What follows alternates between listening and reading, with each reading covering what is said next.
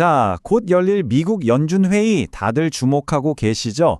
신문 헤드라인만 보면 금리 인하한다 이야기가 아주 간단해 보이는데 사실 그 속을 들여다보면 훨씬 더 복잡하고 흥미로운 이야기가 숨어 있습니다.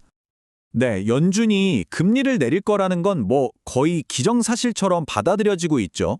근데 그게 과연 이 이야기의 전부일까요? 오늘 우리가 파헤쳐 볼 건요.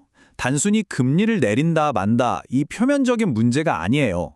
그 결정 뒤에 숨겨진 진짜 이야기, 그러니까 어떻게, 그리고 도대체 왜 이런 결정이 나오는지가 어쩌면 훨씬 더 중요할 수 있다는 겁니다. 그래서 오늘 이 복잡한 퍼즐을 맞추기 위해서 4가지 핵심 조각을 살펴볼 겁니다.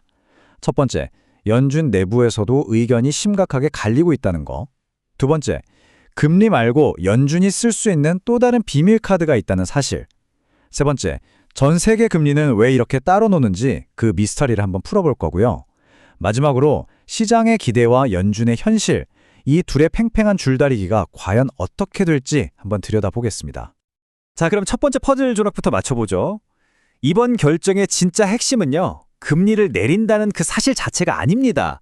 바로 그 결정을 두고 연준 내부에서 얼마나 의견이 첨예하게 대립하고 있느냐, 바로 이겁니다.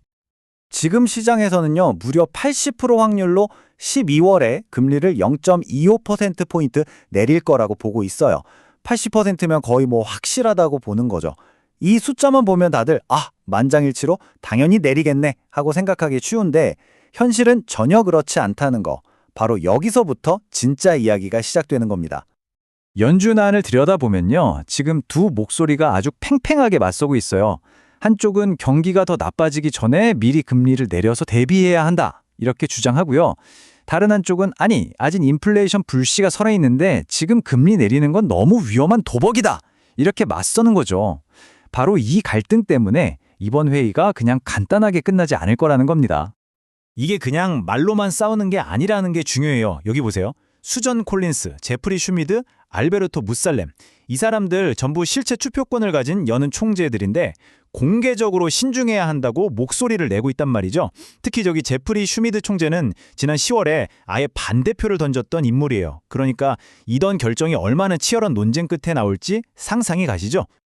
자, 이제 두 번째 포인트로 넘어가 보죠. 다들 금리 얘기만 하고 있을 때 어쩌면 연준은 시장을 깜짝 놀라게 할 만한 다른 카드를 만지작거리고 있을지도 모릅니다. 그게 뭐냐면 바로 지급준비금 관리 매입이라는 건데요. 이름이 좀 어렵죠? 아주 쉽게 말하면 은행 시스템의 계좌에 연준이 직접 현금을 써주는 거예요. 돈 마르지 않게 우리가 채워줄게 하는 거죠. 이건 금리를 내리는 것과는 또 다른 차원에서 시중에 직접 돈을 푸는 아주 강력한 방법입니다. 근데 그 규모가 장난이 아니에요.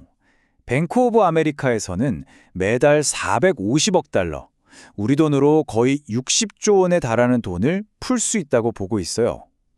매달 60조 원이라니 이건 사실상 또 다른 형태의 경기부양책이나 다름없는 거죠.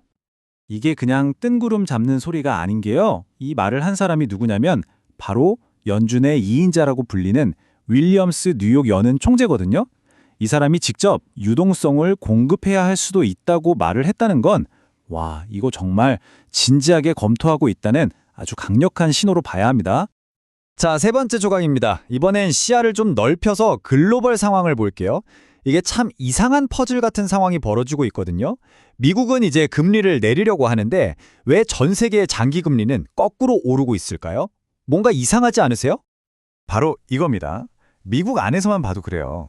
단기 금리는 연준이 금리 내리겠구나 하면서 미리 내려가고 있는데 10년짜리 같은 장기 금리는 오히려 꿈틀꿈틀 올라가고 있어요. 단기 시장과 장기 시장이 서로 다른 생각을 하고 있다는 뜻이죠. 그리고 이게 미국만의 일이 아니라는 게 더 중요해요. 이 차트 보시면 독일, 영국 다 마찬가지죠. 주요국들의 장기 금리가 다 같이 오르고 있어요. 그러니까 연준 혼자 금리를 내리려고 하는데 세계적인 흐름은 반대 방향으로 가고 있다는 거죠. 그럼 도대체 왜 이런 현상이 벌어지는 걸까요? 해답은 바로 다른 나라 중앙은행들에 있습니다. 미국 연준은 이제 돈을 좀 풀려고 하는데 유럽에서는 오히려 금리를 올릴 수도 있다고 하고 일본도 금리 인상을 준비하고 있고요. 호주나 우리나라도 이제 금리 인하 끝났다는 신호를 보내고 있잖아요. 이렇게 다들 긴축으로 돌아서니까 연준 혼자만 완화적으로 가기가 어려운 그런 엇박자가 나고 있는 겁니다.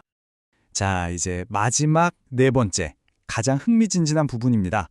결국 이 모든 걸 종합해보면 이번 회의는 시장의 뜨거운 기대와 연준의 차가운 현실이 정면으로 부딪히는 한판 승부가 될 거라는 거죠. 시나리오는 딱 두 개예요. 시장은 뭘 원할까요? 오케이, 이번 인하를 시작으로 앞으로 팍팍 내릴 겁니다. 이런 시원한 신호를 원하죠. 하지만 연준은 어떻게 나올 가능성이 높을까요? 일단 이번에 한 번은 내려주지만 앞으로는 데이터 보면서 아주 천천히 신중하게 갈 겁니다 라고 선을 그을 가능성이 높아요. 이걸 전문가들이 매파적 인하라고 부르는데 말이 좀 어렵죠? 쉽게 말해 사탕은 하나 주면서 이게 마지막일 수도 있으니 너무 기대하지 마 라고 경고하는 거랑 비슷합니다. 이 인용문이 바로 그 상황을 딱 짚어주고 있어요. 점도표라는 게 있거든요. 연준 위원들이 앞으로 금리가 어떻게 될 것 같은지 익명으로 점을 찍어서 보여주는 건데 지금 시장은 그 점도표가 보여주는 것보다 훨씬 더 많이 금리를 내릴 거라고 베팅하고 있다는 겁니다. 기대치가 이미 점원치 앞서가 있는 거죠. 아니 연준은 왜 이렇게 답답하게 구는 걸까요? 시장이 원하는 대로 해주면 안 되나? 근데 그럴 수 없는 결정적인 이유가 있습니다. 바로 믿을 만한 데이터가 없기 때문이에요. 최근에 미국 정부가 셧다운했었잖아요. 그것 때문에 고용지표나 물가지표 같은 핵심 데이터들이 제대로 나오질 않았어요. 깜깜한 방에서 운전하는 거나 마찬가지인데 여기서 앞으로 100km로 달리겠습니다. 이렇게 약속할 수는 없는 노릇이잖아요. 결국 남는 질문은 이겁니다. 시장의 이 뜨거운 기대와 연준의 차가운 현실, 이 둘의 싸움에서 과연 누가 이길까요? 연준이 시장에 손을 들어줄 것인가? 아니면 시장에 찬물을 끼얹으며 현실을 직시하게 만들 것인가? 이번 FOMC 회의에서 금리 인하 숫자보다 우리가 더 집중해서 봐야 할 진짜 관전 포인트는 바로 이 거대한 기대치의 싸움이 아닐까 싶습니다.